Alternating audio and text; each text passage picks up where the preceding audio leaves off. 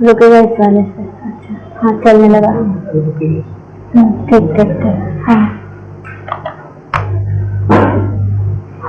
Nice है। अच्छा लगा लिया। ठीक ठीक है। बीटी पढ़ी है पूरी? तुम्हें तो पढ़ी नहीं, तुम तो आप आधे से ही आई है। बीटी पूरी स्टार्टिंग से देखी है? अच्छा अमेंडमेंट है केवल जहाँ जहाँ चेंजेस इन्होंने कर दिए, तुम्हारी बुक में नहीं होगी, बुक बहुत पहले छप जाती है। उसके बाद हर ये जो अमेंडमेंट आता है फरवरी वाला, उसमें ये 6 महीने के अंदर अंदर, जैसे मान लो इधर आया, इधर हमारा पेपर हो रहा है नवंबर में, तो 6 महीने के पहले तक अगर कुछ भी अमेंडमेंट हो जाता है थ्रू नोटिफिकेशन या जो भी, तो वो एप्लीकेबल हो जाता है एग्जाम में। तो अगर ये मई अभी चल रहा है, तो अभी जो फेब वाला जो भी अमेंडमेंट आया था वो वाला तो एप्लीकेबल नहीं है, लेकिन उसके पीछे वाला जो आया है, जो भी उसके 6 महीने से पहले वाले, जैसे बीच में नोटिफिकेशन अक्टूबर में आ गए, अब वो नोटिफिकेशन एप्लीकेबल होंगे या नहीं होंगे? हो गए, क्योंकि 6 महीने हो गए। तो जैसे 1/10 कोई उन्होंने नोटिफिकेशन डाल दिया कि विद इफेक्ट फ्रॉम 1 अक्टूबर ये एप्लीकेबल है, तो अक्टूबर से लेकर मई के बीच में तुम्हारे पास 6 महीने से ऊपर हो गए, ये एप्लीकेबल हो जाता है फिर। ठीक है, इसीलिए जब पूरा हम लोग पढ़ते हैं तो मॉड्यूल से पढ़ते हैं, लेकिन इसके बाद ये बीच में अमेंडमेंट डाल देते कि इतने इतने एप्लीकेबल हो गए, क्योंकि 6 महीने के बाद के हैं ऊपर वाले। ठीक है, तो जो पढ़ रहे थे इसमें डीटी में ज्यादा अमेंडमेंट नहीं है, जितने हैं बस उतने हम लोग देख लेंगे। एक इन्होंने सैलरी में अमेंडमेंट किया है। सैलरी में जो रेंट फ्री अकोमोडेशन चल रहा था, मॉड्यूल है, मॉड्यूल है, मॉड्यूल में देखो रेंट फ्री अकोमोडेशन में एक इन्होंने ऐसे तरीके से बताया था कि अगर ये सेंट्रल गवर्नमेंट प्रोवाइड कर रही है, हम लोग लाइसेंस फीस वगैरह उठाते थे, फिर बोलते थे कि अगर एम्प्लॉयर का खुद का है या रेंट पे है तो उस तरीके से वो अलग अलग टैक्सेबल होता था। तो वो लिमिट इन्होंने थोड़ी सी चेंज की है। 3 पार्ट होते थे इसके, एक अगर सेंट्रल गवर्नमेंट के एम्प्लॉय हो तो लाइसेंस फीस ही होता था, और जैसे अगर फर्निश भी करना होता था तो लोग फर्निश करते थे 10% और या फिर हायर चार्जेस वाला करके, वो वाला नहीं है। जहां से हम लोग का एम्प्लॉयर वाला था कि एम्प्लॉयर या तो उसका खुद का होगा ओन, या फिर एम्प्लॉयर ने हायर पे लिया होगा लीज पे, तो वहां ये जो इन्होंने वैल्यू बताई थी ये वैल्यू चेंज हो गई है। पहले वहां पे क्या था, 25 करोड़ 25 लाख तक का वो था पॉपुलेशन था, ये रेट भी चेंज हुआ है। पहले यहाँ पे रेट कुछ और था, पहले कितना था देखो 50, और लोअर लेवल पे कितना था, पहले यहाँ पे था 10, फिर कितना था, हाँ 15, 10 और 7.5, वो सारे रेट इन्होंने थोड़े थोड़े करके कम कर दिए। अब हो गया है 5.5%, फिर हो गया है 7.5%, फिर हो गया है 10%। एक तो रेट इन्होंने चेंज कर दी, दूसरा पॉपुलेशन भी चेंज कर दी। पहले कितनी थी, पहले 25 लाख थी, अब उसको बढ़ा के इन्होंने 40 कर दी है, तो 40 के ऊपर पे 10% लगेगा, और ये अभी भी शायद वही है 15 ही है, पहले भी 15 थी, 10 से 25 और वो अब कर दी है 15 से 40, और ये है 40 प्लस, तो फिर 15 के नीचे 5%। ये रेट इन्होंने एक तो चेंज किया है, बाकी और कुछ नहीं चेंज है। पहले हम यहाँ से अनफर्निश्ड बनाते थे, फिर उसमें फर्नीचर की वैल्यू ऐड कर देते थे, फर्निश्ड बन जाता था, तो ये वैल्यू बस चेंज है, बाकी सब कुछ वैसे ही है। और जब यहाँ पे आ रहे थे तो यहाँ पे भी शायद कुछ है, पहले क्योंकि इन्होंने अपना वाला रेट रखा था, हायर वाला रेट रखा था, पहले इन्होंने कितना रखा था, पहले इन्होंने 15% रखा था, हायर रेट उठाते थे यहाँ से, तो पहले 15 था हायर, तो इन्होंने उधर 15 उठाया था, लेकिन अब हमारे पास हायर 10 है, इसलिए यहाँ पे 10% है। बस ये चेंजेस हुए हैं, बाकी पूरा सब सेम है। ठीक है, एक तो ये हाँ, अब जब एग्जाम में आएगा, मतलब जो भी इन्होंने एग्जाम में ये क्वेश्चन दिए हैं, जहां भी बाकी सब वैसे ही रहेगा, लेकिन जैसे ही हम रेंट फ्री अकोमोडेशन सॉल्व करेंगे तो हमको यही वैल्यूज, यही पॉपुलेशन उठानी पड़ेगी, तब आंसर चेंज होगा। ये जो इन्होंने बताया ये वही है, ये इन्होंने नया करा है थोड़ा सा। एक इसके नीचे देखो कुछ डिस्क्रिप्शन बताए थे। अकोमोडेशन ये था कि अगर मान लो एक सिटी से ये लोग दूसरी सिटी जब जाता है, एम्प्लॉय ट्रांसफर कर दिया जाता है, तो कुछ दिन के लिए वो दोनों होल्ड करता था, क्योंकि पहले वो यहाँ पे अपनी फैमिली में रह रही है और फिर वो दूसरी सिटी में जाता था। तो यहाँ पे भी रेंट फ्री एकोमोडेशन मिल रहा है, यहाँ पे भी, मतलब क्योंकि दो उसको घर मिल रहे हैं, तो दोनों में से क्या टैक्सेबल होता था? वहां पे था कि 90 डेज तक, नॉट एक्सीडिंग 90 डेज, उन दोनों का हम निकालेंगे रेंट फ्री एकोमोडेशन, इसका भी निकालेंगे रेंट फ्री एकोमोडेशन, जिसका कम होगा वो वाला चार्ज हो जाएगा, ये था।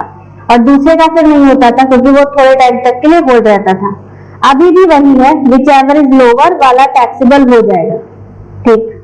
लेकिन फिर आ रहा है ये value of perquisite to be restricted, ये नया इन्होंने पॉइंट डाल दिया है कि जहां पे एकोमोडेशन इज ओन्ड और taken on lease rent by the employer, employer ने लिया है, और इसको continue, accommodation is continue to be provided to the same employee for more than 1 year, 1 साल से ज्यादा हो गया है, तो वैल्यू ऑफ परक्विजिट ये मतलब बता रही है कि ये जो हम लास्ट ईयर कैलकुलेशन कर रहे थे अपनी सैलरी, और जो हम करंट ईयर अपनी सैलरी कैलकुलेट कर रहे हैं, दोनों में क्या है?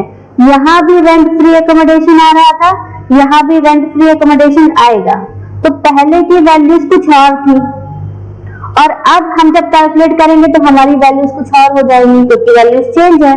तो वो बोल रहा है कि ये जो करंट ईयर में जो हम निकालेंगे, ये तो लास्ट ईयर है, करंट ईयर, जब हम करंट ईयर निकालेंगे तो सबसे पहले हम इसी को CII बेसिस पे निकालेंगे, हम नई वैल्यूज नहीं निकाल देंगे वो परसेंटेज के बेसिस पे, वो तो हो सकता है कुछ अलग निकला है, हमारा इधर कुछ और निकला, मान लो 1,40,000 निकला है, ठीक है, वो पिछले साल था। अब इस बार क्योंकि पॉपुलेशन चेंज, इन्होंने रेट सब चेंज कर दिया, इस बार जब हम निकाल रहे हैं तो उनका क्या निकला है? 1,95,000, हम ये वाला उठाते हैं। तो इन्होंने बोला है कि अचानक से वैल्यूज क्योंकि चेंज हो जाएंगे, एक ही एम्प्लॉय वही घर होल्ड करेंगे, सेम वही घर इधर भी और सेम वही घर यहाँ भी, लेकिन देखो जमीन आसमान का फर्क हो गया। क्यों हो गया? क्योंकि यहाँ पे कुछ फिगर्स इनकी चेंज हो जाती है, कैलकुलेशन चेंज हो गई, परसेंटेज चेंज हो गया, इस वजह से। तो वो बोल रहा है कि अगर सेम एम्प्लॉयर है, वही एम्प्लॉय है, सेम ही घर हम होल्ड कर रहे हैं, पिछले साल भी होल्ड कर रहे थे, इस बार भी होल्ड कर रहे हैं, तो हम ये वैल्यूज नहीं उठाएंगे, हम इसी का ही CII बना देंगे, जैसे कैपिटल गेन में बनाते थे, यहाँ पे इंडेक्सेशन निकालते थे कि मान लो अभी करंट ईयर का क्या है, करंट ईयर का मान लो जो भी, मान लो 400 आ जाए, अगले साल का क्या होगा हमें नहीं पता, 400, और इस बार का मान लो 384 है, इस बार का क्या है इंडेक्सेशन, जो भी है, ये करंट ईयर वाला ले लिया, ये करंट ईयर का है और ये लास्ट ईयर का है, तो वैल्यूज थोड़ी सी इन्फ्लेट हुई, वैल्यूज बढ़ी, वो वाली वैल्यू कह रहा हम यहाँ पे उठाएंगे, ठीक है, बस ये नया पॉइंट डाला है, वरना फिर अलग चीजें निकल आएंगी। क्या बोल रहा है भाई यहाँ पे देखो, यहाँ पे मैं एकोमोडेशन इज ओन, या तो उसका खुद का होगा एम्प्लॉयर का, या फिर वो रेंट पे लिए होगा, दोनों में से एक ही चीज हो सकती है, दोनों है, और वही same accommodation is continue to be provided to the same employee, उसी को ही हम वही वाला घर ही दे रहे हैं फॉर मोर देन 1 ईयर से ज्यादा, तो value of perquisite as calculated in 2 above, ऊपर जो 2 आएगा ये वाला, इस 2 के बेसिस पे जो भी हमने वैल्यू निकाली है, जो भी निकलेगा 2 above shall not exceed the amount so calculated for the first previous year, इससे ज्यादा नहीं हो सकती, as multiplied by the amount which is ratio of CII for the previous year for which value is calculated and CII for the previous year in which accommodation was initially provided to the employer। वो कह रहा है कि यहाँ पे जो हमारा rent free accommodation आया था और जो यहाँ पे रेंट फ्री एकोमोडेशन आएगा नया, ये न्यू आएगी वैल्यू, इसका जब हम CII कर देंगे तो ये वाली जो फिगर है कभी भी इससे ज्यादा नहीं हो सकती, समझ में है? तो भले ही हमारा पिछली बार था 1,40,000 रुपए, हम इस बार कैलकुलेट कर रहे हैं अपने वाले रेशियो से तो 1,95,000 आ रहा है, लेकिन अगर इसी का CII हम कर देते हैं तो वो बहुत ज्यादा होके मान लो 1,49,000 हो जाए, तो कौन सी लेंगे? ये ही उठाएंगे, फिर ये नहीं उठाएंगे, इसके CII से ज्यादा नहीं हो सकता। समझ में आ गया क्या किया उन्होंने? तो बोला यही जा रहा है कि क्योंकि वैल्यूज इसी साल चेंज हुई है रेंट फ्री एकोमोडेशन की, तो इस बार ये चेंजेस नहीं आएंगे, ये अगली बार में आएगा। तो मैं बताया पिछली बार ये हुआ था, अगली बार क्या होगा। ठीक,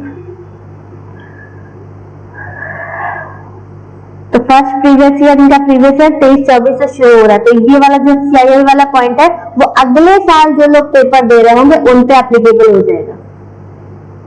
बस ये चेंज है, ये सैलरी में चेंज हो गया, इतना क्लियर है। हाँ हो जाएगा, यहाँ तक ओके। सैलरी में बस यही एक चेंजेस था। फिर आ रहे हैं PGBP। PGBP में भी एक ही चेंज है, ज्यादा नहीं है। वहां पे एक सेक्शन था, सेक्शन 35D था, वो कौन सा था, अमोर्टाइजेशन ऑफ प्रीमियरी एक्सपेंसेस।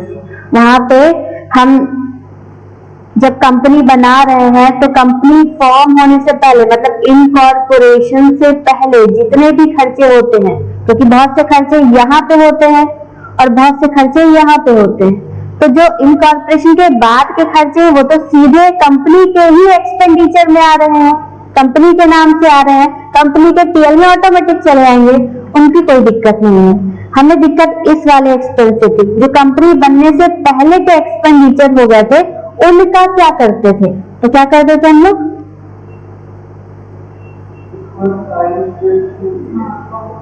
उसको हम अपनी बुक में नोट करते रहते थे, उसको हम PL में ट्रांसफर कर ही नहीं सकते थे क्योंकि PL तब बनता ही नहीं था। मान लो इस कंपनी को बनने में 2 साल लग गए, तो 2 साल में बैलेंस शीट PL तब बनती है जब कंपनी बन जाती है, उससे पहले तो बन ही नहीं रहा होगा। तो 2 साल के सारे खर्चों को हमने क्या किया होगा, सब डायरेक्टर्स कर रहे होंगे, और जब कंपनी बनती है तो वो सारे डायरेक्टर्स को पेमेंट करके वो खर्चा अपने आप में बुक कर लेती है।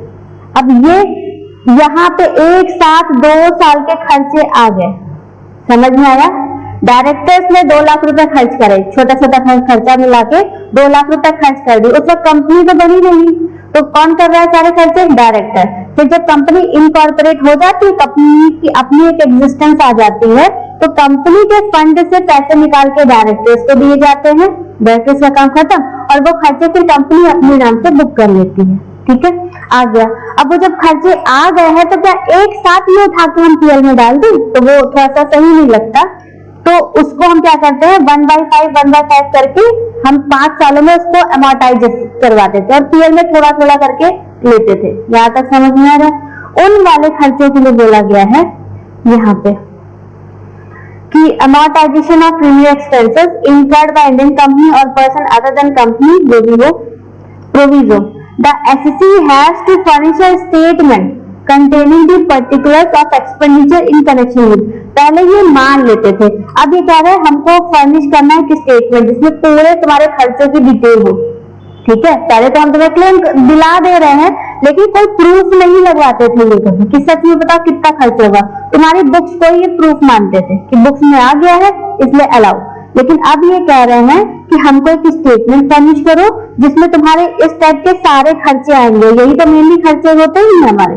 फीजिबिलिटी रिपोर्ट हमने बनाई होगी कि बिजनेस करे या ना करे, कौन सा मार्केट सर्वे करते हैं, प्रोजेक्ट रिपोर्ट बनवाते लोग, 20-25 हजार पर प्रोजेक्ट रिपोर्ट बनती है, मार्केट का सर्वे होता है।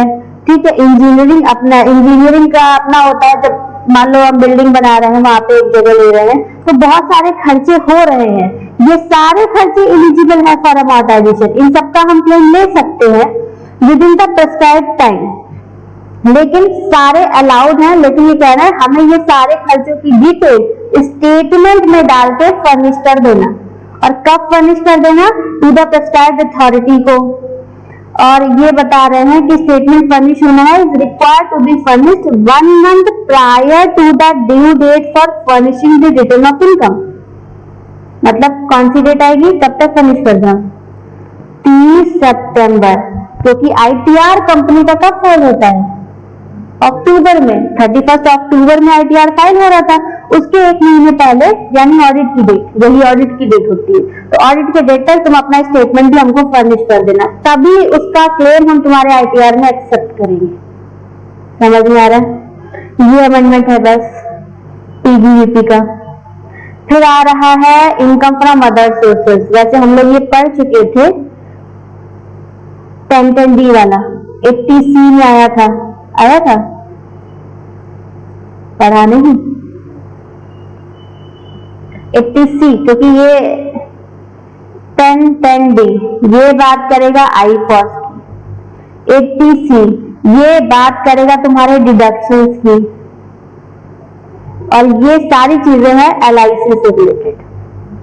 जब हम प्रीमियम पे करते हैं तो 80C में डिडक्शन लेते हैं, और अगर हम प्रीमियम वाली कंडीशन क्वालिफाई नहीं कर पाते तो वो जो सम हमको रिसीव होता है मैच्योरिटी के टाइम पे वो टैक्सेबल हो जाता है आई फॉर्स करके। ये चीज हम लोग पढ़ चुके हैं। उसमें क्या किया है इन्होंने, थोड़ा सा काफी हद तक हम लोग इसको पढ़ चुके हैं, बस एक बार दोबारा देख लेते हैं। ये कह रहा है सेक्शन 1010D एग्जम्पशन का सेक्शन है।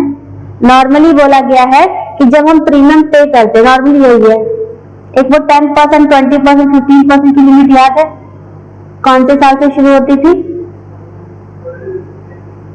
12 से पहले, 2012 से पहले तक इन्होंने ऐसी कोई कंडीशन नहीं लगाई थी। सिंपल सा था कि LIC में जब हम प्रीमियम पे करते हैं कोई लिमिट नहीं थी। इन्होंने बोला LIC में प्रीमियम पे करोगे तो 80C का डिडक्शन मिल जाएगा, और फिर वही LIC का जो मैच्योरिटी अमाउंट जब मिलता था तो वो एग्जम्प्ट होता था। सिंपल। वो तो फिर बाद में देखा कि लोग कुछ लिमिट से ज्यादा LIC लेने लगे हैं, कुछ ज्यादा ही अपनी सेविंग करवा रहे हैं, तब इन्होंने रिस्ट्रिक्शन लगाने शुरू करे। तो फिर बीच में 12 से 13 के बीच में उन्होंने बोला कि 10% तक का ही मिलेगा। फिर उन्होंने 13 के बाद उसकी लिमिट को क्या कर दिया, 10 और 15% पे कर दिया। ऐसा किया था उन्होंने बीच में, और क्या बोला था कि ये लिमिट है, इस लिमिट के अंदर अगर तुम प्रीमियम पे करते हो तो क्या था, वो प्रीमियम तुम्हारा क्वालिफाई कर जाता था 80C के लिए। और साथ में कर गए तो, और अगर एक्सीड कर गए तो क्या होता था, 10% से ज्यादा हो गया तो 10% तक एग्जाम था, उसके ऊपर वाला क्या था फिर टैक्सेबल नहीं, मतलब एग्जाम्पशन नहीं मिलती थी, बस इतना ही था।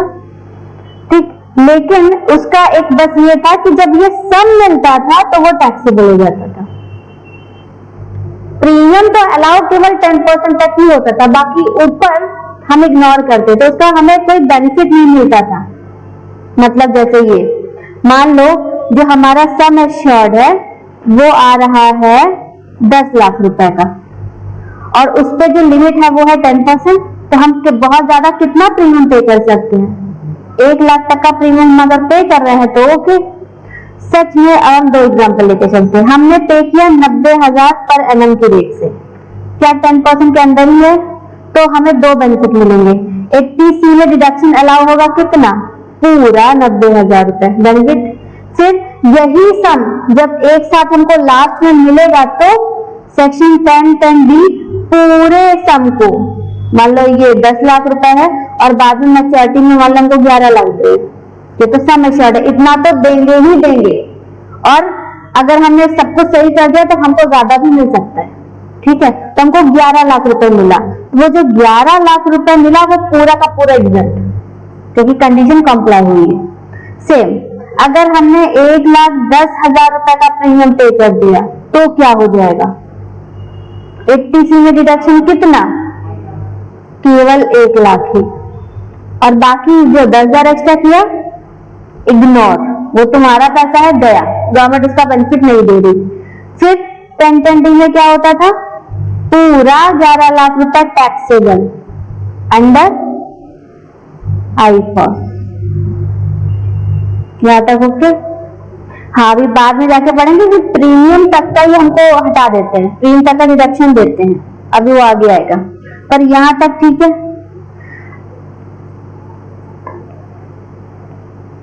ठीक, तो अब ये क्या बोल रहे हैं, इन्होंने finance act 2023 with effect from assessment year 24-25 यानी फाइनेंशियल ईयर 23-24 एप्लीकेबल हो गया 23-24 में। इन्होंने कुछ कंडीशन लगाई है और बोल रहे हैं इन केस अगर तुम्हारी जो पॉलिसी इशू हुई है, इंश्योरेंस पॉलिसी, वो भी आफ्टर 1/4/2023, एक तो ये हमें ध्यान रखना, ये डेट इशू होनी चाहिए पॉलिसी उसी के बाद, क्योंकि हम जब भी नोटिफिकेशन लेकर आएंगे तो जो पहले से ऑलरेडी इश्यूड है उन पे थोड़ा लगा देंगे, वो तो आदमी ने ले ली, अब वो कंटिन्यू करेगा ही करेगा उसको, उसके लिए कभी नहीं होगा। जब भी ये लगाते हैं तो ये प्रोस्पेक्टिव लगाते हैं कि हमने इश्यू कर दिया नोटिफिकेशन 1/4/2023 के बाद से जब भी तुम प्रीमियम लेना तो जरा सोच कर लेना अलाउ होगा या नहीं होगा। तो अब जब भी लाइफ इंश्योरेंस पॉलिसी कोई लेगा और जो इश्यूड हुई है ऑन और आफ्टर 1/4/23 उसके पहले ये प्रोविजन एप्लीकेबल नहीं है, वो वाली पॉलिसीज पे जो एग्जम्पशन है वुड नॉट बी अवेलेबल। क्यों नहीं available? To any LIC other than ULIP. बस यूलिप छोड़ देना क्योंकि यूलिप ले इन्होंने उसको अलाउ किया है, यूलिप ले लोगे तो चलेगा, वो यूनिट है, ठीक है। LIC अगर तुमने ले ली जो इश्यूड हुई है ऑन 1/4/2023 के बाद, if amount of premium payable exceed 5 lakh, पहले इन्होंने परसेंटेज उठाया था, अब इन्होंने वैल्यू उठा ली, ठीक है। जो ये सब चीजें चल रही थी ये चल ही रही है अभी भी, मतलब परसेंटेज वाइज जो डिसअलाउंस वाला काम ये कर रहे थे वो अभी भी चल रहा है। अब इन्होंने कुछ LIC उठा ली है जिसपे अमाउंट बेसिस पे डिसअलाउंस करेंगे अभी, तो वो सारी पॉलिसी जो 1/4/23 के बाद इश्यू हुई है और प्रीमियम तुम्हारा उस पर पेबल हो रहा है 5 लाख से ज्यादा, 5 लाख से ज्यादा तुम प्रीमियम पे करा रहे हो और डिडक्शन हमसे मांग रहे हो, ठीक है। तो क्या हो जाएगा, डिडक्शन जो प्रीमियम है वो तो लिमिट के अंदर ही अलाउ हो जाएगा, लेकिन ये पॉलिसी 10(10)D में अब एग्जम्प्ट नहीं है। प्रीमियम तो अलाउ करेंगे ना, परसेंटेज वाइज तो अलाउ करेंगे, 80C थोड़ी ना हिला रहे हैं, ये क्या कर रहे हैं, ये 10(10)D को टैक्सेबल करवा रहा है, कह रहे हैं 80C से कुछ नहीं, वो तो लिमिटेड अपना अलाउड है, 10(10)D का exemption would not be available. अगर तुम्हारी पॉलिसी प्रीमियम का जो प्रीमियम का अमाउंट है 5 लाख किसी भी साल में क्रॉस कर गया तो जब तक जिंदा है तुम्हारी LIC 5 के नीचे अमाउंट रखना, तो तुमको लास्ट में जाकर जो एकदम खूब बड़ी अमाउंट मिलेगी वो टैक्सेबल नहीं करेंगे, अदरवाइज टैक्सेबल कर देंगे, बात समझ में आए। फिर तो इधर तो उन्होंने सिंगल लाइफ पॉलिसी बोली, मतलब सीधा अगर हम आज के टाइम पे कोई एक पॉलिसी ले लें और हमारी इंश्योरेंस पॉलिसी में टर्म्स ऐसे हैं, हम LIC ले रहे हैं 10 साल के लिए ले रहे हैं और उसमें सम एश्योर्ड है कि मिलेगा ही मिलेगा कम से कम 50 लाख, और हम जब प्रीमियम ले रहे हैं तो उसका प्रीमियम जा रहा है 4 लाख रुपए पर एनम। बताओ क्या 80C 10(10)D टैक्सेबल की नहीं? 10(10)D टैक्सेबल नहीं, यहाँ पे 10(10)D एग्जम्प्ट हो जाएगा हमारा, ठीक है।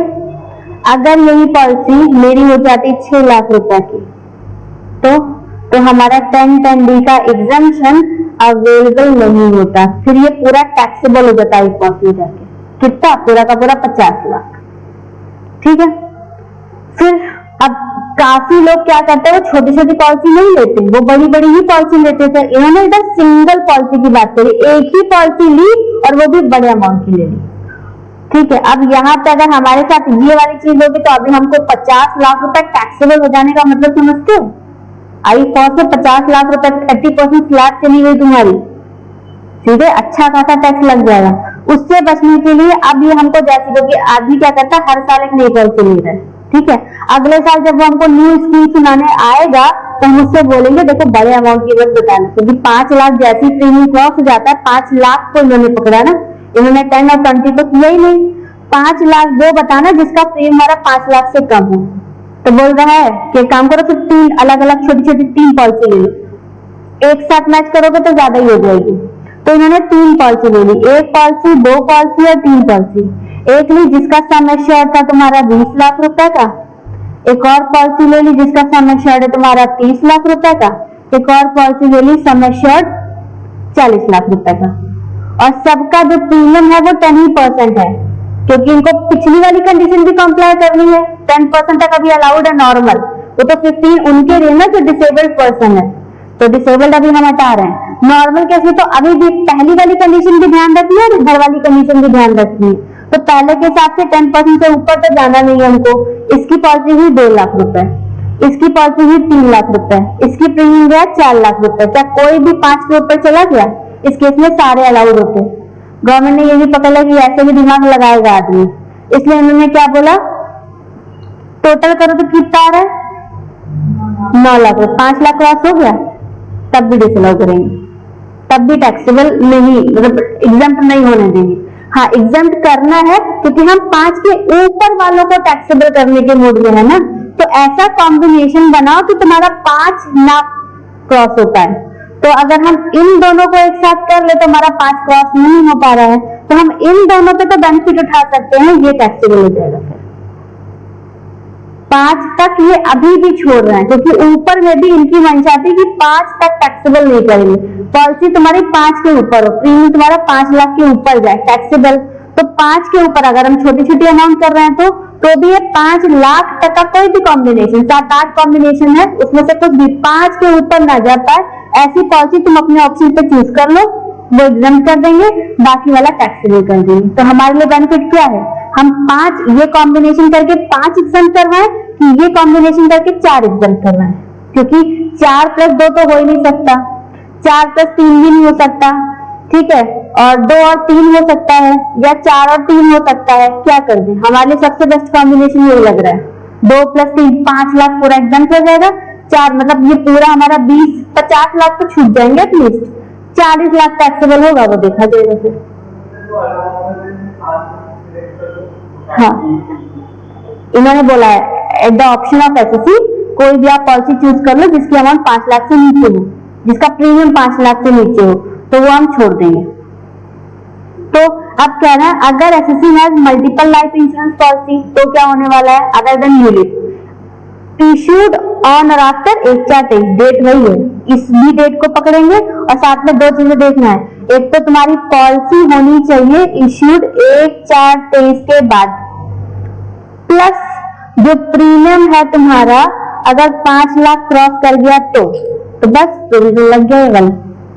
तो in case where the premium is payable by the person for more than one LIC issued on or after 8/4/23 and aggregate, अब एग्रीगेट करना पड़ेगा ना, छोटी छोटी बहुत सारी, aggregate of premium payable exceed 5 lakh for any of the previous year during the term of कोई भी LIC, so exemption 10(10)(d) would be available in respect of any of those LICs at the option of SSC, तुम्हारे ऊपर based है, जिसका aggregate premium payable does not exceed 5 lakh, जिसका premium aggregate करके 5 ना जा रहा हो, for any of the previous year during the term, वो एग्जाम्प्ट हो जाएगी, अवेलेबल है।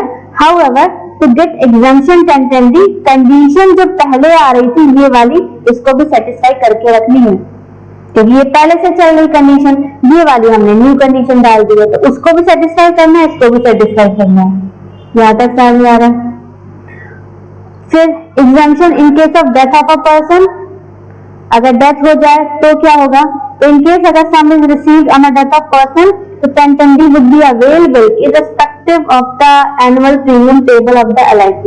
हो सकता है फादर ने अपने जीते जी इसी साल अभी इन्होंने ले ली, मान लो 2 अगस्त 2023 को एक LIC ली, उसका प्रीमियम था, उसकी पॉलिसी जो सम एश्योर्ड था 70 लाख, और उसका जो प्रीमियम जा रहा है 10% के अकॉर्डिंग जा रहा है 7 लाख।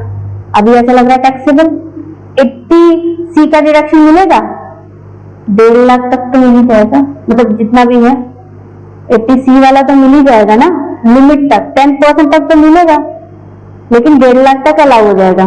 जब सम एश्योर्ड होगा तो ऐसा लग रहा है अब टैक्सेबल हो जाएगा, 10(10)(d) 5 लाख क्रॉस कर गया है, पर उसी बीच यदि टैक्सेबल होगा कब, जब हम 31 मार्च 2024 को ITR फाइल करेंगे, उसी साल तो हम उसको IFOS में इनकम बनाएंगे।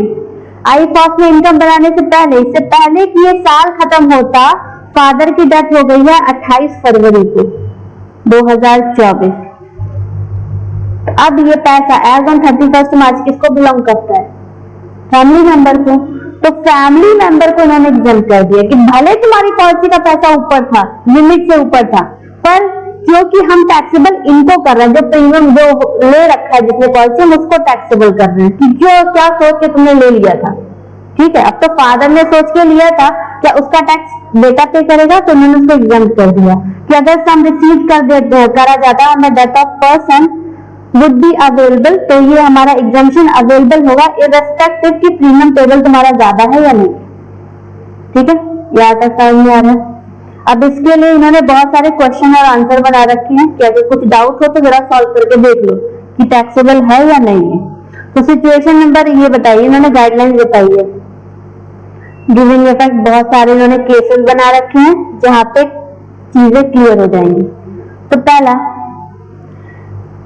if where the SEC has received consideration during the previous year under one eligible LIC, तुम्हारे पास अभी सिंगल LIC है तो क्या होगा? तो एग्जांपल सीधे यहीं से देख लेते हैं। मान लो example number 1, date of issue क्या है? 1/4/13। यहाँ पे क्या ये वाली कंडीशन अप्लाई हो रही होगी? तो क्या वो 10 और 15 वाली हो रही होगी? वो तो हो रही होगी 1/4/13। ठीक है, तो यानी 3 कंडीशन अभी तक हमारे पास लगी है, 3 क्या 2 है। 12 के पहले एग्जम्प्ट, 12 के बाद पे टैक्सेबल हो रहा है, और इसके बाद ये इन्होंने नया अभी जमा किया अमाउंट वाला। तो इस पे फर्स्ट और सेकंड में से हमको सोचना है क्या एग्जम्प्ट की टैक्सेबल? तो 13 के बाद है 1/4/13, 10 और 15 वाला तो हम देखेंगे। प्रीमियम कितना पे कर रहे हैं ये? 6 लाख रुपए। सम एश्योर्ड है 7 लाख रुपए। कंसिडरेशन जो एक्चुअली इनको रिसीव होगी वो रिसीव होगी 70 लाख रुपए, सम एश्योर्ड से ज्यादा। सम एश्योर्ड और मैच्योरिटी पे जो अमाउंट मिलता है दोनों में फर्क पता है ना? सम एश्योर्ड के बीच में कुछ भी हो जाता है, पॉलिसी लेने के जस्ट अगले साल ही तुमको कुछ हो जाए तो भी मैच्योरिटी वाला पैसा तो नहीं, लेकिन सम एश्योर्ड जरूर मिलेगा। ठीक है, और अगर तुम उसको लगातार जिंदा रहते हो, पॉलिसी भी कंटिन्यूस चलती है, तो फिर तुमको सम एश्योर्ड से थोड़ा ज्यादा मिलेगा क्योंकि तुमने सब कुछ ओके किया। तो मैच्योरिटी के टाइम पे अमाउंट इनको ज्यादा मिलेगी 70। तो SEC बताओ एलिजिबल है कि नहीं है?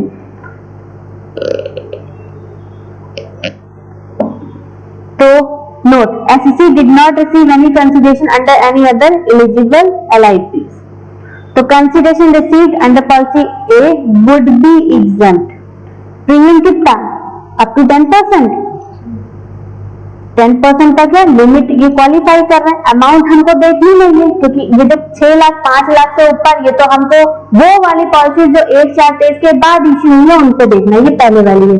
तो ये एग्जाम्प्ट हो जाएगी 10(10)(b) में। क्यों? क्योंकि इनका premium does not exceed 10% of the sum assured. ठीक है, और दूसरा, और क्यों नहीं देख रहे हैं सम एश्योर्ड? क्योंकि ये पॉलिसी 1/4/23 के पहले इश्यू हुई है, तब ये कंडीशन अप्लाई नहीं कर रही थी, जिसपे 5 लाख रुपए की हमने कंडीशन लगा रखी है। यहाँ तक ओके। एग्जाम्पल नंबर 2, इसमें बताओ, अब 1/4/23 आ गया, सम एश्योर्ड का 10% भी है, मिल रहा है हमको 52,000। बताओ टैक्सेबल की एग्जम्प्ट? जब हम सेकंड वाली कंडीशन देख रहे हैं तो 10% के अंदर है, मतलब पुरानी वाली कंडीशन हमने कॉम्प्लाई कर दी है। इधर जो नई इन्होंने डाली 1/4/23 के बाद हमने लिया है, लेकिन फिर भी मेरा अमाउंट 5 के ऊपर नहीं जा रहा है, इसलिए क्या हो जाएगी? एग्जम्प्ट। तो कंसिडरेशन जो रिसीव हो रही है वो भी एग्जम्प्ट है क्योंकि 5 लाख के ऊपर इनका जा नहीं रहा, 10% से ज्यादा इनका लिमिट नहीं है। यहाँ तक ओके, एग्जम्प्ट। एग्जाम्पल नंबर 3, अभी भी एक ही पॉलिसी है। अब बताओ, डेट ऑफ इश्यू 1/4/23, लिमिट 10% है। फर्स्ट वाली जो पहली कंडीशन थी वो तो कॉम्प्लाई हो रही है, लेकिन इधर वाली जो इन्होंने कंडीशन डाली न्यू, वो कॉम्प्लाई नहीं हो पाए। अब 5 के ऊपर निकल रहा है, 5 लाख प्लस है, तो क्या टैक्सेबल? इधर के हिसाब से फिर ये टैक्सेबल हो जाएगी 10(10)(d) में। तो कंसिडरेशन जो भी है वुड नॉट बी एग्जम्प्ट क्योंकि प्रीमियम का 5 लाख क्रॉस कर गया टैक्सेबल लाइफ कॉस्ट में। यहाँ तक ओके। और अगर मोर देन 1 एलिजिबल LIC है तो क्या करेंगे? तो तुम्हारे ऑप्शन पे तुम्हें जो सही लगे। अब बताओ इसका डेट ऑफ इश्यू 1/4/23, 1/4/23। हमें दोनों कंडीशन देखनी, पीछे वाली भी देखनी, इधर वाली भी देखनी है। प्रीमियम देखें तो इसका ये भी 10% है, ये देखें तो इसका भी 10% है, तो पीछे वाली कंडीशन तो कंप्लाई हो गई। लेकिन जब एग्रीगेट करके हम देख रहे हैं तो 5 लाख भी सेम जा रही है, तो हमारी जो नई कंडीशन है वो भी कंप्लाई हो रही है, इसलिए दोनों एग्जम्प्ट। तो जो पॉलिसी है A और B does not exceed 5 lakh rupees, तो A और B डज नॉट एक्सीड 10%, तो ये हो जाएगी वुड बी एग्जम्प्ट। यहाँ तक ओके। एग्जाम्पल नंबर 5 बस ये है, A और B 10% के बराबर है, 10% के बराबर है। आजकल LIC वाले ही वही स्कीम बताते हैं जिसमें 10% प्रीमियम, उनको पता है 10 से ऊपर कर देंगे तुम लोगे ही नहीं, क्योंकि तुमको उनको पता है फिर टैक्सेबल हो जाएगा, तुम नहीं लोगे तो उनकी स्कीम बर्बाद हो जाएगी। तो वो वही पॉलिसी ही बनाते हैं कि पॉलिसी का 10% हमारा प्रीमियम बने, कंप्लाई हो जाए पहले वाली कंडीशन। तो कंप्लाई तो हो रही है, लेकिन जब हम एग्रीगेट में देख रहे हैं तो हमारी 10 लाख रुपए की पहुंच रही है। अब क्या करें, किसी एक को तो उसने बोला ना 5 के नीचे कोई भी चूज कर लो, तो ए वाली लेता है, 5 के ऊपर वो तो ज्यादा चली जाएगी, तो हम ए एग्जम्प्ट हो जाएगी और बी वाली टैक्सेबल। तो ये अगर हम देख रहे हैं प्रीमियम 5 लाख के ऊपर चला गया, ए वुड बी एग्जम्प्ट क्योंकि इसकी पॉलिसी 5 के ऊपर नहीं है, और LIP be alone would not be exempt. यहां तक ओके। एग्जाम्पल नंबर 6, और ये इस बार के लिए बहुत इंपॉर्टेंट है जो भी लोग पेपर दे रहे हैं। LIP है, IFOS, इसमें 2-3 चीजें बराबर कर रहे हैं। एक TC चेक कर ले जाएंगे तुम्हारा, और LIC बहुत एक कॉमन फैक्टर है। जब भी लंबा सा क्वेश्चन देते हैं LIC का एग्जाम्पशन डिडक्शन जरूर डाल देंगे, और जब डालेंगे तो इनके सामने शेयर इतना है, प्रीमियम इतना है करके तुम्हें ये भी चेक करा देंगे कि तुम इसका सही ट्रीटमेंट कर पा रहे हो कि नहीं। 5 लाख के ऊपर तो तुमने IFOS में इनकम उठाई कि नहीं उठाई, ये खुद ही देखेंगे। इस बार के लिए ये वाला सेक्शन इंपॉर्टेंट है। ABC चारों ही 1-4-23 के बाद है 10%, 10%, 10%, सभी 10%। तो पिछली वाली कंडीशन तो ओके, लेकिन जब हम एग्रीगेट कर रहे हैं तो ज्यादा चली जा रही है। अब बताओ क्या करें। कॉम्बिनेशन बनाने के लिए 6 किसी और के साथ तो मिक्स हो ही नहीं सकता, वो तो अलग ही है। इन्हीं दोनों को एक साथ में ले लेंगे हम, A और B को हम एग्जम्प्ट करा देंगे, C को हम टैक्सेबल करा देंगे। तो A और B would be exempt, C would not be exempt. Number 7, सारी 1-4-23 के बाद है 10%, 10%, 10%, 10%। पिछली वाली condition okay.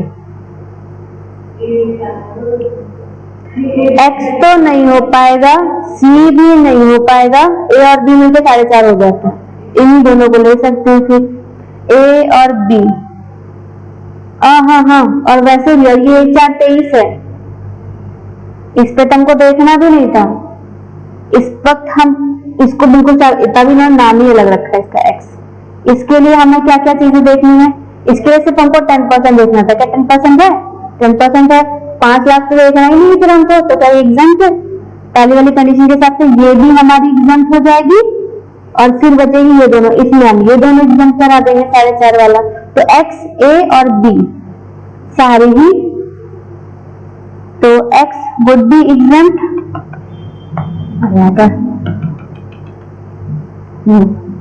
X would be exempt क्योंकि प्रीमियम का 10% से ऊपर नहीं है, और पॉलिसी इश्यू हुई है 1-4-23 के पहले, तो हमको 5 लाख की अमाउंट देखनी नहीं है। और बाकी जो A, B, C है वो मिलके तुम्हारी 5 लाख के ऊपर जा रही है, इसलिए तुम्हारे ऑप्शन पे A और B को एग्जम्प्ट कराएंगे और बाकी C एग्जम्प्ट नहीं होगी। यहां तक ओके।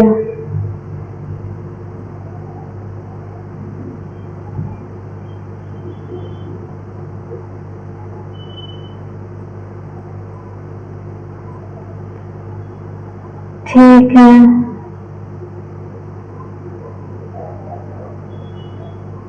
और जहां पे हमारा अगर 5 लाख के ऊपर प्रीमियम नहीं जा रहा है, तो जो भी सम एश्योर्ड है, जो भी सम हमें मिल रहा है कंसिडरेशन, वो हमारी एलिजिबल हो जाएगी 1020 वाली। और अगर 5 लाख से ज्यादा है तो क्या करेंगे, तो इन्होंने क्या बोला है, अगर 5 लाख से ज्यादा है तो कैसे टैक्सेबल करेंगे। तो कह रहे हैं जो कंसिडरेशन आया है वो उठाओ इन respect of any of those eligible LIPs जिनका aggregate amount of premium along with the aggregate amount of premium EEE यानी सारी exempt does not exceed 5 lakh for any of the previous year during that year। सीधे example देखते हैं 8, 9, 10 देखते हैं। इसमें क्या है, डेट ऑफ इश्यू 1/4/23, 1/4/24, 1/4/24, 1/4/24, प्रीमियम 10%, 10%, 10%, 10%। अब यहाँ पे तुमको देखना है सारी कॉम्बिनेशन बनाई, अगर ये भी नहीं बन पाएगा क्योंकि 4.5 एक के साथ मिक्स होते ही 5.5 बन जाता है, तो हम इन्हीं को ही करेंगे A और B। C भी नहीं आ पाएगा,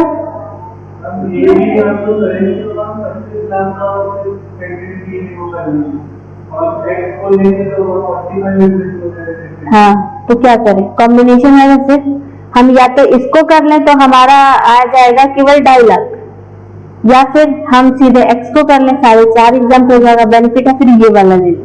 ठीक है, हमने ले लिया। तो हम करवा रहे हैं अपने कॉम्बिनेशन पे LIP एक्स ही था, x would be exempt since annual premium does not exceed 5 lakh rupees और 10% से ऊपर नहीं है, और जो एग्रीगेट आ रहा है बाकी का ABC वो 5 लाख से ऊपर है। तो aggregate of premium payable A और X ऑल्सो एक्सीड 5 लाख रुपए। ठीक है, तो consequently ABC would not be exempt. यहां तक ओके? 9 2.5 10 सारे 10 है।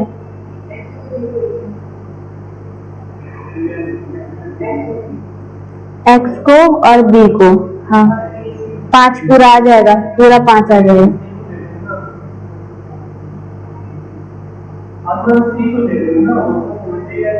C को लेने तो 6 लाख नहीं, तो सीधे सीधे 6 है, फिर वो तो 5 के ऊपर X और B।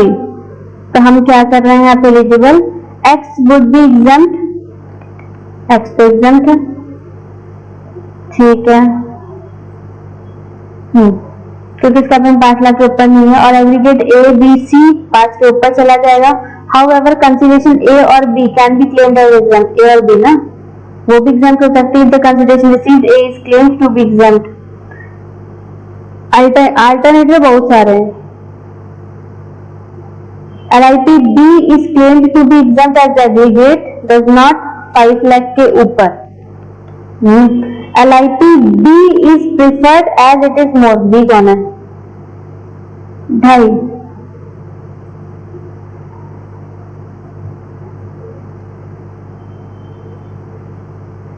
एक तो इन्होंने क्या एग्जाम किया, X को एग्जाम किया, वो एग्जाम्ट है, चलो एग्जाम्ट।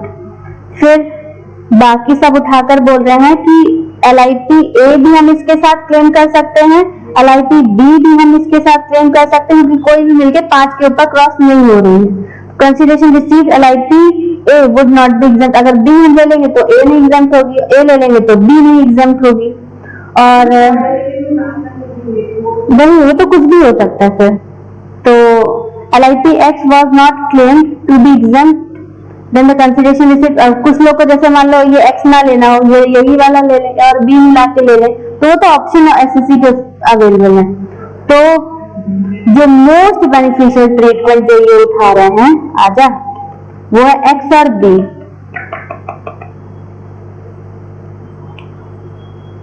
X और B का X और B है कि 5 के ऊपर नहीं जा पाएगा और ज्यादा से ज्यादा अमाउंट हम क्लेम करने देंगे।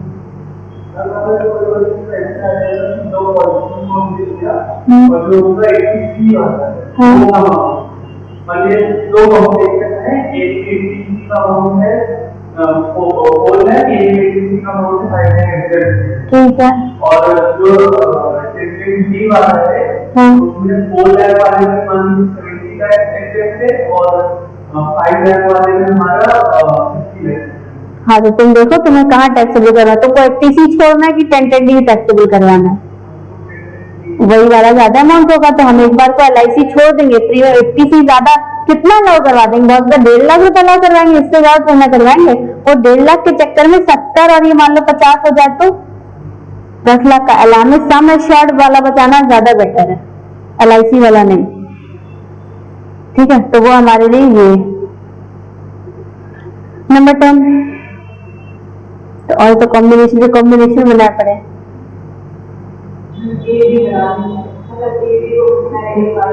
हम B के साथ किसी एक को करवा लें, है ना, B के साथ X Y या A जो भी हो ऑल्टरनेटिव। बस इतना है कि C नहीं एग्जम्प्ट होगा, बाकी वो किसी भी कॉम्बिनेशन के साथ एग्जम्प्ट हो जाएगा। यहाँ तक ओके। फिर इस चीज पे थोड़ा सा डाउट आता था लोगों को पहले कि जब LIC का जब प्रीमियम पे करते हैं हम लोग को जो रिसीट मिलती है, तो वहां पे बड़ा सा यहाँ पे लिखा रहता है कि उसमें पॉलिसी होल्डर कौन, उसका पॉलिसी नंबर कौन, उसमें प्रीमियम कितने का है, और भी चार्जेस वगैरह भी लग जाते हैं। मान लो रिलेटेड कर दो जरा थोड़ा सा तो चार्जेस वगैरह लगा देते हैं। अब क्योंकि ये LIC का जब प्रीमियम है उस पर GST टर्म भी लगता है, GST भी लोग लगा देते हैं। GST लगाने के बाद हमारा प्रीमियम का अमाउंट बढ़ जाता है। तो ये बोल रहे हैं कि जब हम यहाँ पे अमाउंट उठाएंगे तो क्या जीएसटी का कंपोनेंट के साथ उठाएंगे कि जीएसटी को छोड़कर प्रीमियम निकालेंगे? समझ में आ रहा है कि 10,000 रुपए का तो प्रीमियम है, इसके बाद मान लो 5% की रेट पे उस पर लग गया टैक्स, तो 10,500 आया। बताओ हम क्लेम इसको करें कि हम इसको क्लियर करें?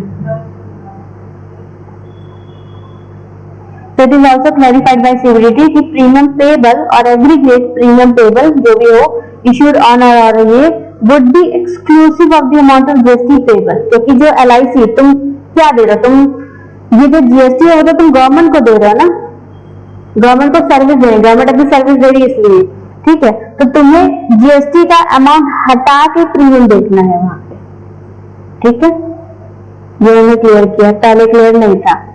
क्लैरिफिकेशन टर्म का कुछ नहीं, बस इतना। फिर manner of competition of taxable income from LIP, कि जब हम टैक्सेबल करेंगे तो कैसे टैक्सेबल हो जाएगा।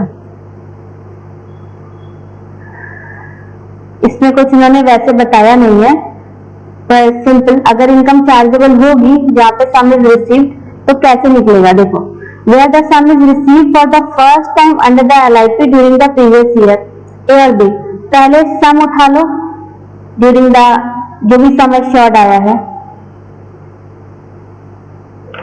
उसमें माइनस कर दो premium paid during the term of LIP till the date of receipt of the sum, minus कर देंगे प्रीमियम पेड।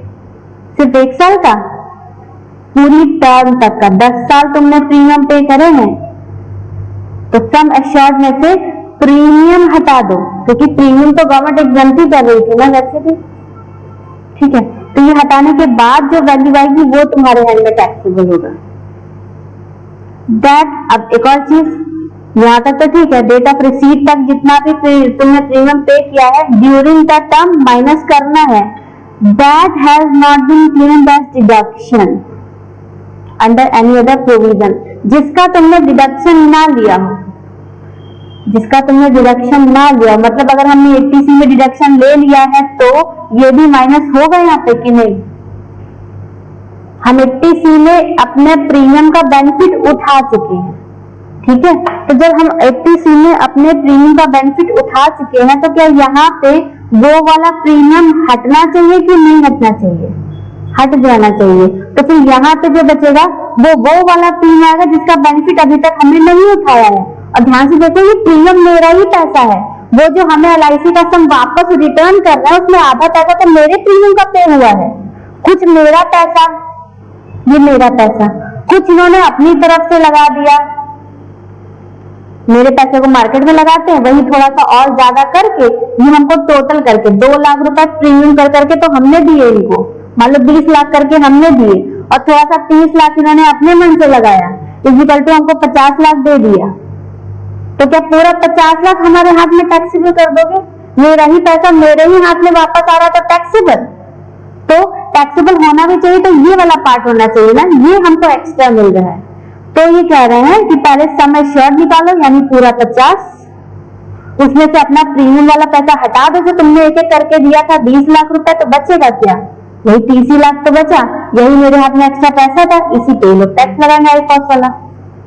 यहाँ तक समझ आ रहा है। फिर कह रहा है लेकिन जब हटाओगे तुम्हारा वाला प्रीमियम तो तुम्हारे वाले प्रीमियम में भी तुमने कुछ 80C का डिडक्शन पहले से ले लिया होगा, उसका बेनिफिट तो तुम पहले ही हमसे क्लेम करवा चुके हो, ठीक है। तो उसमें से वो प्रीमियम, वो जो 80C वाले हैं वो हटा देना, फिर जो नटा वो वाला प्रीमियम माइनस करना। समझ में आ रहे हैं?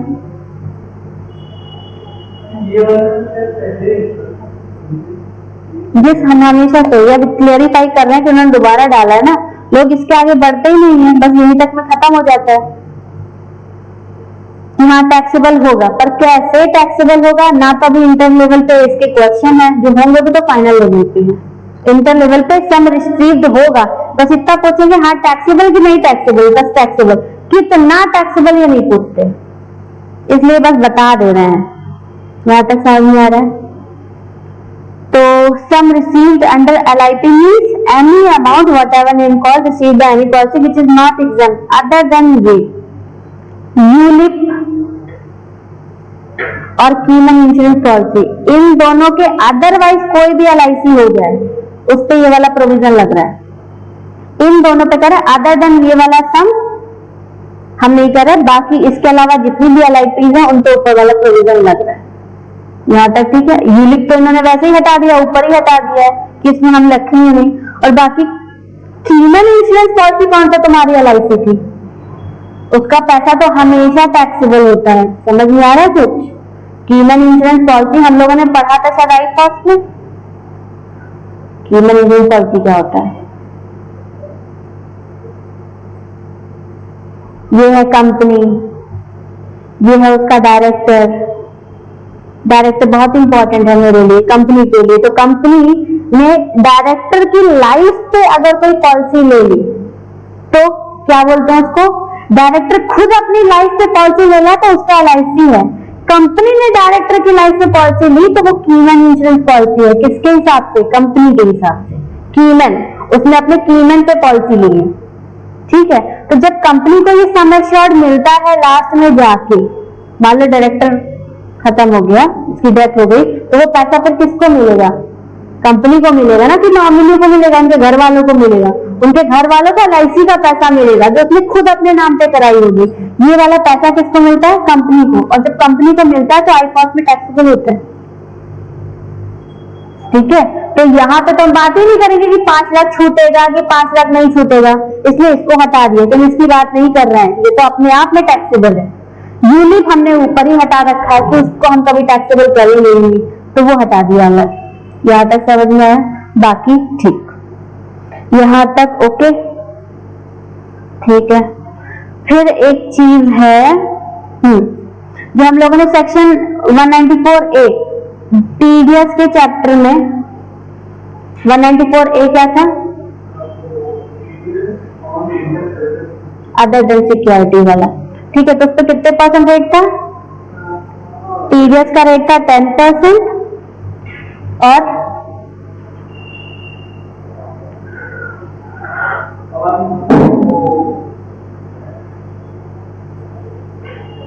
वैसे तो 5,000 के ऊपर पे TDS कट रहा था। अबव 5,000 इंटरेस्ट मिलेगा तो 10% TDS कटेगा। लेकिन अगर यही मिल रहा था फ्रॉम बैंक, कोऑपरेटिव सोसाइटी या फिर बैंक वगैरह से, तो वहां पे लिमिट इन्होंने 2 कर रखी थी। 40,000 रुपए नॉर्मल लोगों के लिए, बाकी 50,000 रुपए सीनियर सिटीजन के लिए। इतना याद, बस इतना ही सफिशिएंट रखेंगे, ठीक है। तो यहाँ पे बता रहे हैं कि एक स्कीम, क्योंकि TDS कट जाता है, मान लो इंटरेस्ट आ रहा है, तो ये बोल रहे हैं कि TDS नहीं कटता था, 10 अगर कटता भी तो 10% TDS कटता है bye any person other than individual और HF, और ये भी कवर तब होते थे जब ऑडिट पे होते थे, ठीक है। No TDS 194A if the aggregate amount of interest paid 40 और 50 होता है, ठीक है। अकॉर्डिंगली सेंट्रल गवर्नमेंट ने यहाँ पे एक स्कीम डाली है, महिला सम्मान सेविंग सर्टिफिकेट 2023, एक नई स्कीम डाली है। और ये बोल रहे हैं ये वन टाइम स्कीम है, अवेलेबल है फॉर 2 ईयर। तो तुम बैंक में इस स्कीम में पैसे डिपॉजिट कर दो, तुमको इंटरेस्ट अच्छा खासा मिलेगा। It offers maximum deposit facility 2 lakh रुपए तक। 2 लाख रुपए तक वहां पे डिपॉजिट कर दो किसी भी वुमेन के नाम पे या किसी भी गर्ल के नाम पे 2 साल के लिए। और फिक्स्ड इंटरेस्ट रेट आएगा 7.5% कंपाउंडेड क्वार्टरली, ठीक है। तो consequently no tax under section 194A would be deducted by the post office और इंटरेस्ट पेड और क्रेडिटेड वुड नॉट एक्सीड। अगर 40 के ऊपर नहीं जा रहा है तो TDS में नहीं काटना है। तुम्हें लगता है 2 लाख के ऊपर जाएगा? 2 लाख तो मैक्सिमम लिमिट में कितनी कर रखी? 2 लाख। इसका हम 7.5% के हिसाब से इंटरेस्ट बनाएंगे तो कितना जाएगा? 40 जा ही नहीं सकता किसी में।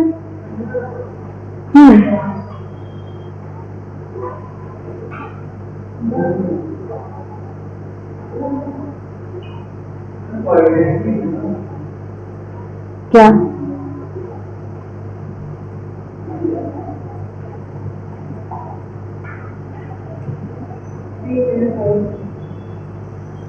कहाँ जाएगा? 40 को तो जा ही नहीं सकता, जो TDS काट लेंगे लोग।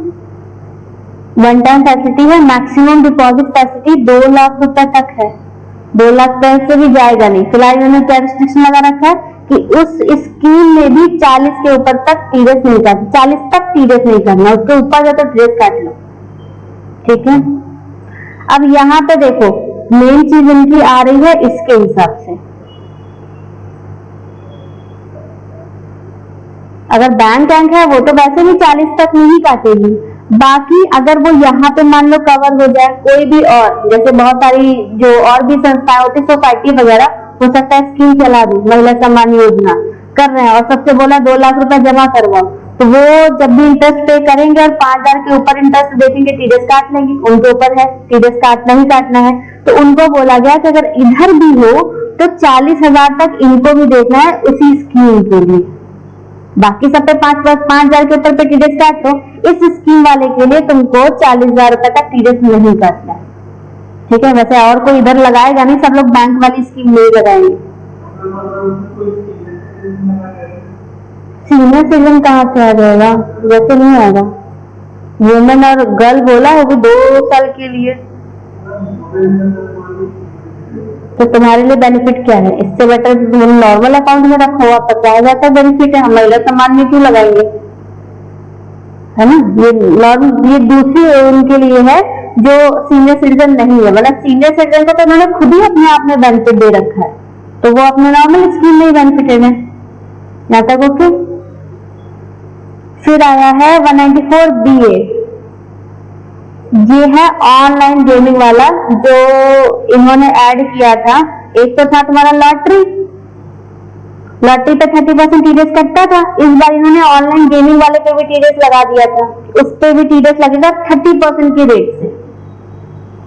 वही चीज यहाँ पे क्लियर कर रहे हैं कि न्यू सेक्शन लगा है 194 BA फाइनेंस एक्ट 2023 से आया है, जिसमें बोला गया है कि आपको टीडीएस काटना है, to deduct TDS by any person, जो भी टीडीएस काटना था किस पे, any income by way of winning from any online game, जो ऑनलाइन गेम चल रहे हैं वो रमी 11 और वो जाने कितना एक महादेव करके चल ना, महादेव करके लगाते हैं आजकल, वैसे पकड़े भी गए हैं, उन सबके लिए ही ये है। ऑनलाइन गेम खिला रहे, क्रिकेट खिला रहे हैं, पैसे लगवा रहे हैं, इसके बाद जीतते हो तो पैसे देते हैं तुमको, तो उनको कवर में लिया गया है। बोला अगर इस टाइप की कोई इनकम तुम कमाओगे तो जो दे रहा है तुमको इनकम, उसके लिए बोला गया है उस पे टीडीएस काट लेना। Winning from any online game during the financial year on the net winning in his user account, जो भी तुम्हारी नेट विनिंग आ रही है उस पे कंप्यूट करना है एज, जैसे इन्होंने बताया है वो मैंने नीचे देखेंगे। At the end of the financial year 30% की रेट पे टीडीएस कट जाएगा, क्योंकि वो लोग तो बांट देते थे पैसे गवर्नमेंट, और ये लोग क्या है ऑनलाइन गवर्नमेंट इन्फॉर्म नहीं हो पा रही, गवर्नमेंट के पास कोई इन्फॉर्मेशन है नहीं, क्योंकि सारी चीजें तो ही छुपे हो रही है। तो आदमी वहां से गेम खिलाकर तुमसे पैसा ले रहा है, और जो गेम खेल रहा है उसको विनिंग करके पैसा मिल रहा है, लेकिन गवर्नमेंट को गवर्नमेंट का पैसा नहीं मिल रहा है। तो उसके लिए इन्होंने तुम्हारे ऊपर जिम्मेदारी छोड़ दी है कि तुम बताओ। उससे एक चीज ये हो जाएगी, तुमको पहली चीज तो टीडीएस काटनी है, तुम उन सारे लोगों का पैन नंबर करके हमको बता दोगे जिनको तुमने इनकम बांटी है। कुछ समझ में आ रहा है? टीडीएस से बस ये लोग पकड़ में आ जाते हैं। तुमने जिनको जिनको पैसा बांटा है सबकी इंफॉर्मेशन आ जाएगी गवर्नमेंट के पास, क्योंकि तुम टीडीएस करके गवर्नमेंट के पास जमा करवा दोगे, फिर गवर्नमेंट इन पर नजर रखेगी। जब ये लोग आईटीआर फाइल करेंगे तो अपने आईटीआर में क्या ये ऑनलाइन वाली इनकम को उठा रहे हैं या नहीं उठा रहे हैं। जब उठाएंगे तो इनकम ही है, आई कॉस्ट में मैंने एडिट कर रखा है, तो जब ये इनकम उठाएंगे तो डिडक्शन भी टीडीएस कटा है उस पर क्लेम लेने के लिए। कोई डिफॉल्ट करे एक बार जरा, फिर पे नोटिस इश्यू हो जाएगा, ठीक है। तो उन्होंने इसके ऊपर जिम्मेदारी सौंप दी है कि तुम्हें टीडीएस काटना है। अब वो आईटीआर नहीं भी फाइल करेगा तो क्या हुआ, उस पर तो अपने चार्जेस लगेंगे, उसका टैक्स तो पहले से ही जमा हो जाएगा 30%, मैक्सिमम स्लैब लगाई रखी है 30%, ना भी दे वो आईटीआर फाइल करे उसका टैक्स पहले से ही गवर्नमेंट के पास जमा हो जाएगा। यहाँ तक कैसे कैलकुलेट होगा, प्रिस्क्राइब मैनर है। इफ एनी डिफिकल्टी अराइजेस तो सीबीडीटी गाइडलाइंस इश्यू करेगी टू रिमूव द डिफिकल्टी, और उन्होंने गाइडलाइन इश्यू कर दी। क्या बोला है, 2-3 क्वेश्चन है बस वो देख लेते हैं। There are a large number of gamers who play with very insignificant amount, बहुत छोटे छोटे पैसा भी लगाते हैं। अभी लूडो कैरम पता नहीं क्या क्या चल रहा है ऑनलाइन, ठीक है, छोटा छोटा पैसा लगा के भी वो लोग प्ले कर रहे हैं और विड्रॉ कर लेते हैं ऑल्सो वेरी स्मॉल अमाउंट।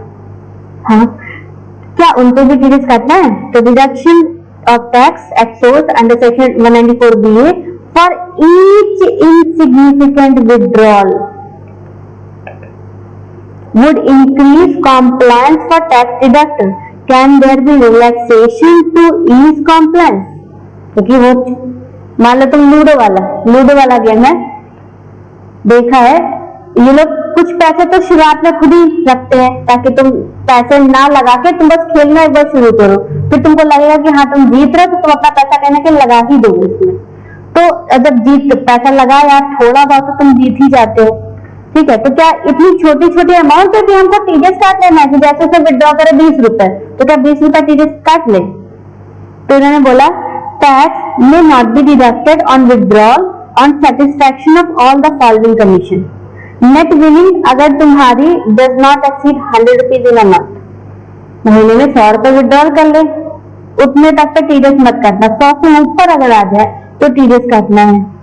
फिर semicolon tax not deducted on account of this concession is deducted at the time when the net winnings comprised in withdrawal exceed 100। तो वह कब काटना है फिर? तो वो 100 क्रॉस हो जाएगा। In the same month or subsequent month or if there is no such withdrawal at the end of the financial year। जितना है वो तो फिर निकालेगा। Deductor undertakes responsibility of paying the difference if the balance in the user account। ऐसे जितनी भी चीजें बताई सब कैलकुलेशन है, तुम्हें ये सब भी नहीं देखना, कैलकुलेशन तुमसे नहीं पूछेंगे, तुम्हें सिर्फ एक बार ये देखना है ये वाला। ये नॉर्मल लॉटरी में भी है और ये नॉर्मल सभी में है। जैसे हम लॉटरी वाले की बात करें सेवी पॉइंट है उसमें कि मान लो जैसे हम कार जीतते हैं, टीडीएस ये है कंपनी और ये है नॉर्मल पर्सन जो विनिंग कर रहा है, ठीक है। अगर कंपनी इसमें कोई गेम खेला और गेम खेलने के बाद इसको मिल रहे हैं 1 लाख रुपए, तो हम इसमें से 30% का टीडीएस काट लेंगे, इसको उठा के 70,000 दे देंगे, टीडीएस कट गया, ठीक। लेकिन अगर यही कंपनी ने उस पर्सन को जो दिया वो इन काइंड हुआ, उसने जीती एक मोबाइल फोन, तो टीडीएस कैसे काटे इसका? क्योंकि 30% टीडीएस काट के पे करना है। अब ये कोई पैसे तो है नहीं कि हम टीडीएस काट ले कि मोबाइल कम 30% कुछ निकाल ले। यहाँ पे टीडीएस कैसे पे होता है? तो बोला जाता है क्योंकि मोबाइल फोन से तो कुछ नहीं निकल सकता।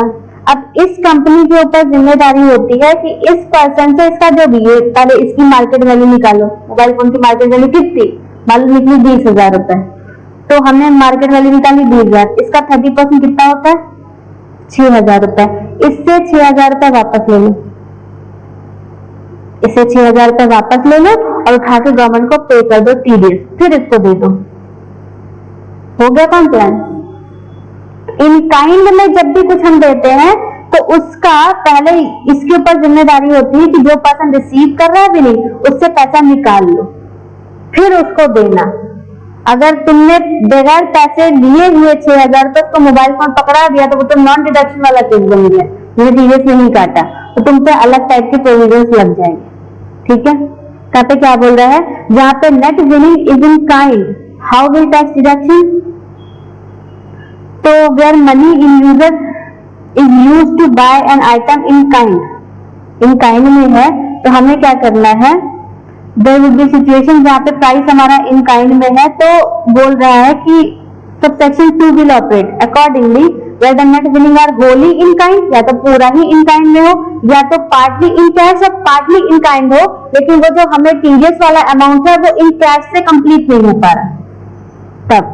But the part of cash is not sufficient to meet the liability of TDS in respect of whole of the net winning. तो कह रहा है बिफोर रिलीजिंग द विनिंग, इससे पहले कि मोबाइल फोन उसके हाथ में पकड़ाना, तुम्हें क्या करना है? इंश्योर कर लेना कि tax has been paid in respect of net winning, उसने पे कर दिया कि नहीं कर दिया। 6,000 रुपए जब ले लेना तब उसके हाथ में मोबाइल फोन रिलीज करना।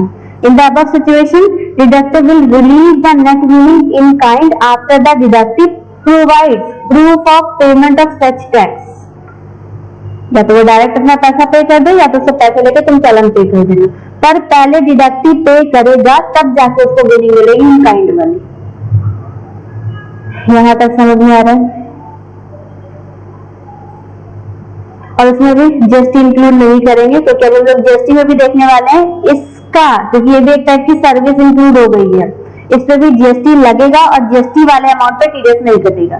इतना मिलता है यहां तक ओके। फिर एक टीसीएस आता है एलआरएस वाला, लिबरलाइज्ड रेमिटेंस स्कीम, और वो ओवरसीज टूर पैकेज।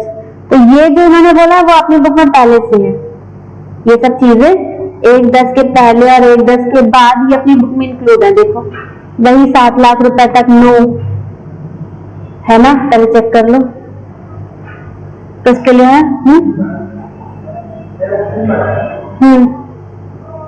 ये वही था, पहले तो मैंने बोला, फिर उन्होंने बोला, बाद में जाके बोल दिया था कि no TCS up to 7 lakh तक, और 7 के ऊपर अगर जाता तो 5%। तो ये वाला प्रोविजन अपनी बुक में है, इसलिए इसको हम लोग दोबारा नहीं पढ़ रहे।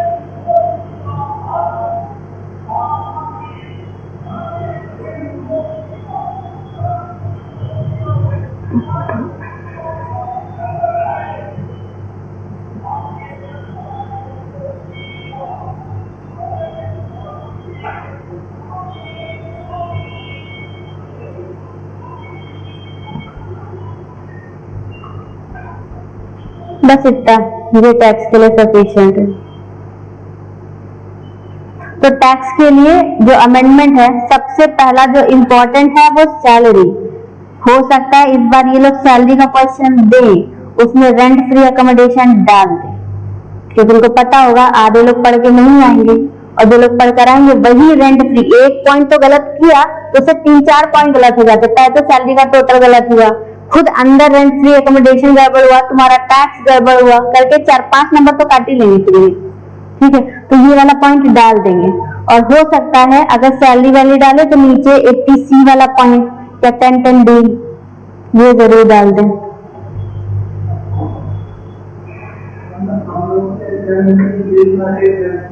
हाँ, फिर जब अगली बार तक आओगे एक और आ जाएगी वो भी एप्लीकेबल हो जाएगी। हाँ, ये सब और उसमें डाल देते हैं, जहाँ पे मॉड्यूल है उसी के नीचे डाल देते हैं लोग। तब तक अभी जो है वो ये कहाँ तक का 1 अक्टूबर से पहले और 1 अक्टूबर के बाद जो थोड़े बहुत प्रोविजन आए हैं वो एप्लीकेबल है। तुम लोग का मान लो कब आएगा, अगर जनवरी में आएगा तो जनवरी के पहले एक तो पूरा बजट चेंज, अभी फरवरी वाला तो पूरा ही चेंज, वो एप्लीकेबल हो गया। और इसके बाद अगर बीच में ये जून के पहले कोई भी नोटिफिकेशन डाल के चेंज कर देते हैं तो वो भी तुम्हारे ऊपर एप्लीकेबल हो जाएगा। तो तुम्हारे ऊपर ज्यादा है, तुम्हारे में 2 बुक आ जाएंगे, एक तो पूरा अमेंडमेंट, एक तो जो फरवरी वाला बजट वो पूरा चेंज हो जाएगा, प्लस इधर 3-4 महीने की नोटिफिकेशन वो भी एप्लीकेबल। यहाँ तक ओके, ये खत्म। अब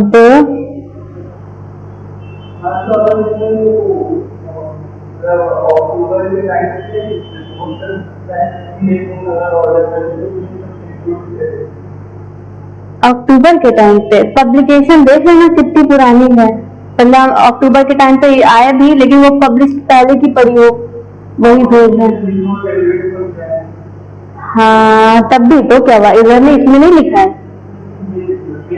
हाँ, तो मई वालों के लिए ये आया है कि नहीं एक्स्ट्रा, मई नवंबर होता है, वो बुक पुरानी ही होंगी।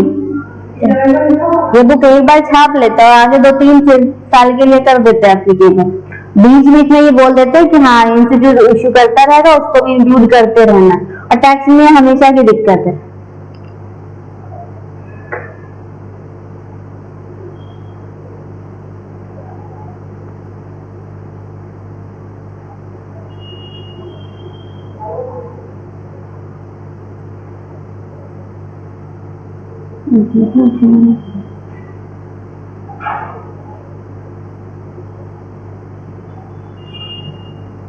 ये जैसे ये निकाला, ये तुम्हारा जीएसटी है, जीएसटी में ये statutory update for May 2024 examination.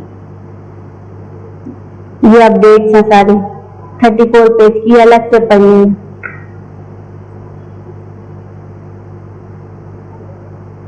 इसको थोड़ा सा देख लेते हैं क्योंकि इसमें काफी है, जैसी तुम लोगों ने पढ़ी भी नहीं है ना, इसलिए चलो इसको बाद में रिकॉर्ड करेंगे।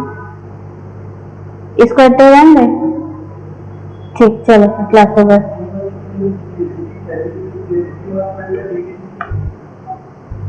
हाँ और क्या, जीएसटी चलेगी उसके बाद फिर से वापस सीटी। अभी तो ये उन लोग की थी जो लोग जनवरी में आए थे, तो पहले से बंद